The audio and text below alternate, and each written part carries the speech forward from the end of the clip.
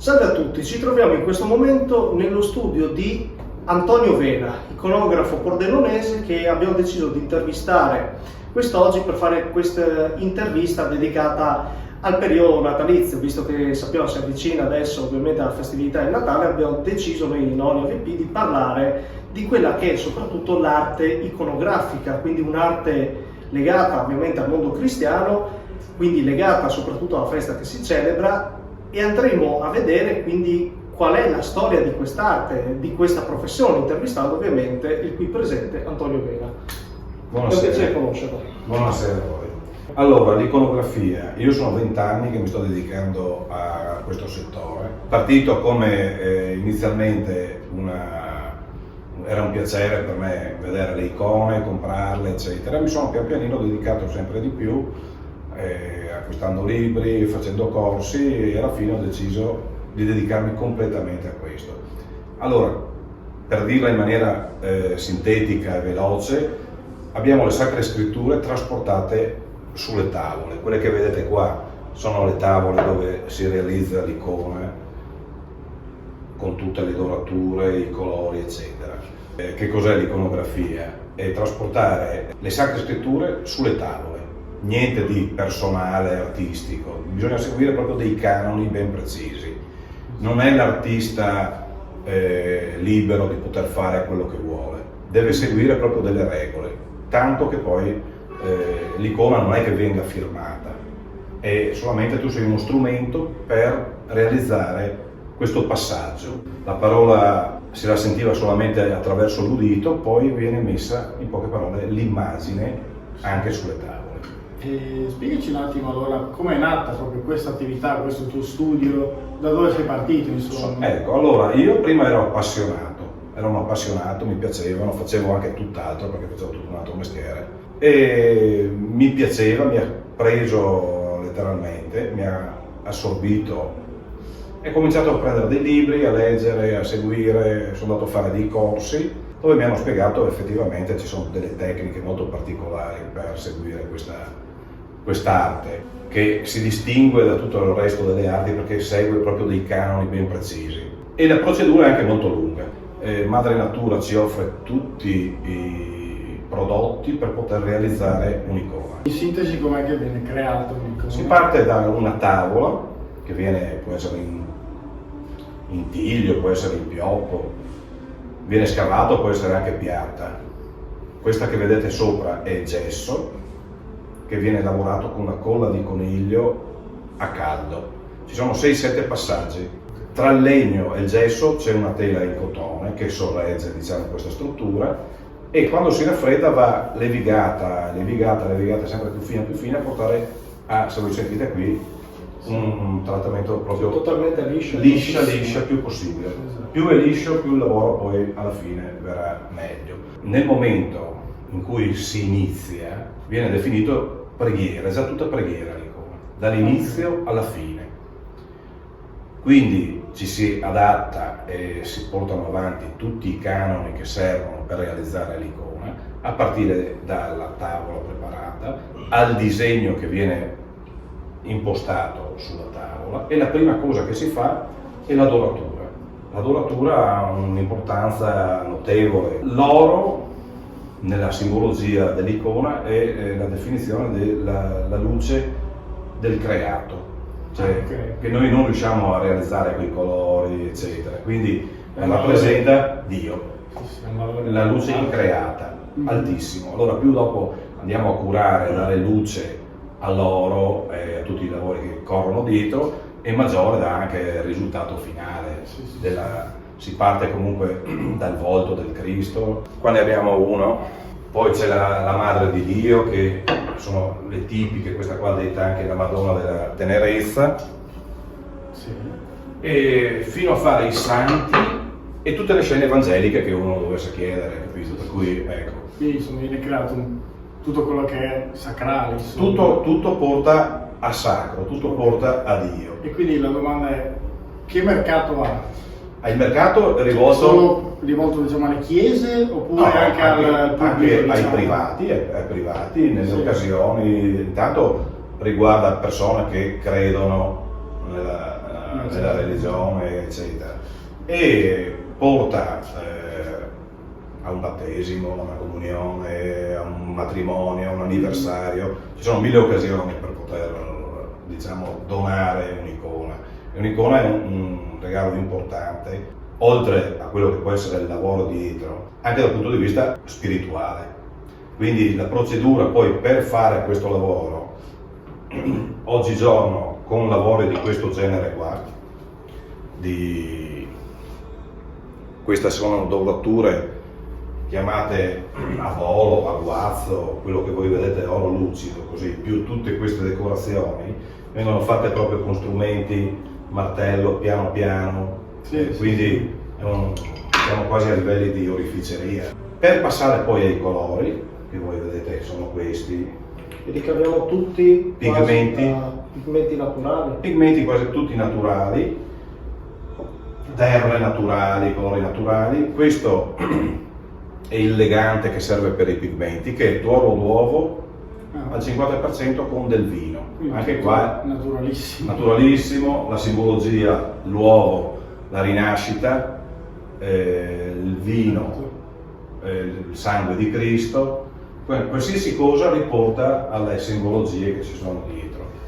Poi i pigmenti dopo si parte, quindi prima la doratura e poi i colori. Per arrivare al lavoro finale, diciamo che sono questi che si possono vedere qua.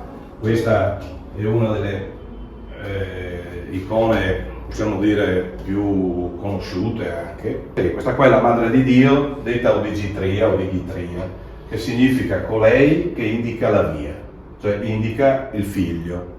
Diciamo due parole subito, che nelle icone non si vedono quelle bellezze tipiche della nostra pittura, che sono dolcissime, sono sensuali anche, il bambino è bellissimo. Nei casi dell'icona il bambino non è proprio bellissimo, se lo vede anche un po' cupo, un po' serio, eccetera, ma sono fatte apposta queste immagini qua, non devono portarti lontano da quello che è la preghiera. Allora le immagini sono un po' stilizzate, questa serietà che si vede sul bambino o sulla Madre di Dio è dovuto al fatto che il bambino deve rappresentare anche l'uomo. La Madre di Dio se la vede preoccupata, un po' tesa, perché sa cosa aspetterà il proprio figlio. E così anche nella Madonna della Tenerezza, il fatto della Madonna di questo abbraccio verso il proprio figlio. Più riflessivo. Certo. Sono per esempio dettagli come anche il collo ingrossato, per esempio. Certo. Quello viene chiamato il soffio dello Spirito Santo. Dietro di te c'è la Madonna in trono, ad esempio possiamo vedere lì la gamba, che non è una gamba da bambino, è una gamba da uomo, quindi ecco che dimostra di essere bambino ma anche uomo. La figura deve rappresentare sia il bambino che l'uomo che è sceso sulla terra. Pensiamo per esempio anche da dove nasce l'iconografia cristiana in questo caso. Sì, il volto di Cristo, sì, per esempio. Secoli fa. Comunque si parte proprio, ad esempio in Oriente, questa è l'icona. In Oriente, questa è definita la prima icona. Il volto da il volto sì, proprio. Questo è il volto del Cristo. Allora, come può esserci la Veronica da noi, la Sacra Sindone, dove non è stato un pittore a dipingere, ma è rimasto il volto, è rimasto impresso su un lenzuolo. Questa è la prima.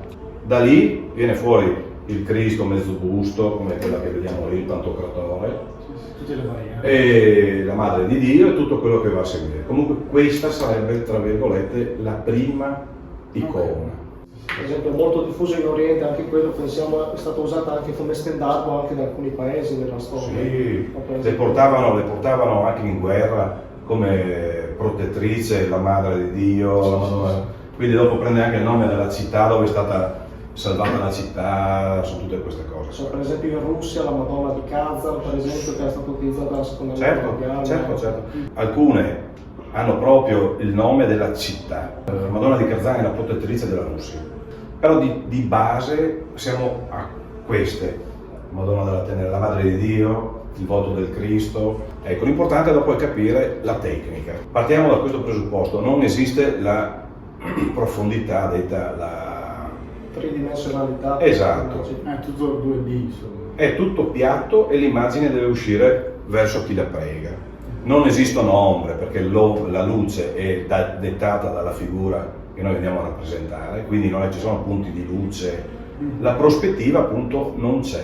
C'è anche chi dice che l'icona per esempio sia una porta fatta col divino, per esempio. Certo, viene anche definita la finestra verso il cielo, cioè a varie, in poche parole è uno strumento che ti porta alla preghiera. Poi può essere più elaborata, meno elaborata, piccola, grande, è comunque uno strumento di preghiera. Sì, è un mezzo. Ecco, ci sono le foglie d'oro, quello che vedete qua è tutto foglie oro 24 carati. Per portare a questi livelli qui abbiamo almeno 2 passaggi di foglia oro, quindi diventa anche una cosa costosa, perché e per portarla a questa lucentezza c'è tutto un trattamento che viene fatto con le pietre d'agata che serve per lucidarla. A differenza delle altre icone che si possono vedere anche qua nel laboratorio, dove si vede l'oro che invece è opaco, l'oro è lo stesso, cambia solo il trattamento. Questo trattamento è molto più elaborato, ci sono tanti più passaggi, più costi perché ci vogliono almeno 2-3 passaggi d'oro. Lavorazioni differenti. Molto differente. Qua vediamo per dire, ci sono degli teologi proprio icona e preghiera. Nel costruirla si definisce preghiera. C'è anche una preghiera dell'iconografo. C'è anche una preghiera dell'iconografo che ce l'ho qua. Quella più conosciuta, diciamo, a livello italiano, anche quando facciamo i corsi, eccetera. E diciamo che prima di iniziare ogni giornata si legge questa preghiera, non è qua da aver fretta, da poter dire faccio tot icone in un giorno, lasciar perdere. Non è un prodotto industriale? No, assolutamente. È un artigianato puro. Sì, qua penso di essere anche fra i pochissimi, diciamo, in provincia a fare questo lavoro qua, perché insomma non è semplice, non puoi fare le cose veloci assolutamente. Qua devi fare con calma, pian pianino si va a realizzare. Ecco, io sono circa 10 anni anche che tengo dei corsi sia nelle parrocchie che individuali dentro il laboratorio, e c'è la gente che si avvicina pian pianino, puoi trovare giovani di 15 anni, anche meno, come ci sono persone anche di una certa età che desiderano proprio conoscere, perché da lì ti fai l'icona, però conosci anche tutta la simbologia, le cose, che così il momento in cui ti trovi di fronte a un'icona riesci anche a capirla, a leggerla sì. E dopo anche a valorizzarla nel tempo. Per esempio, parlando di lettura delle icone, anche la lingua che viene utilizzata dalle icone, qual è prevalentemente? Il greco di solito? Allora sì, normalmente è il greco cirillico, perché ogni icona comunque ha il suo titolo all'interno. Troveremo magari delle semplificate, delle lettere in cui viene scritta la parola Gesù, la figura della Madre di Dio, un'annunciazione, troveremo la scritta annunciazione. Quindi può essere greco, in casi anche cirillico. Prevalentemente greco comunque. Io non sono un teologo, lasciamo a chi è capace a studiare quelle cose lì. Metto, diciamo, la mia conoscenza al servizio della fede, quindi riesci a fare questo lavoro qua. Diciamo un artigiano discreto, ecco. Per prodotti comunque bisogna dire. Certa esperienza ci vuole per fare questo. Certo, si arriva con un po' di anni qua. Una volta erano i monaci che si ritiravano, non i monasteri, facciamo quello. Loro partivano dalla base, dentro lì, della tavola, tagliavano le tavole, facevano le gessature, con calma, perché loro hanno i loro tempi di preghiera, di lavoro, eccetera.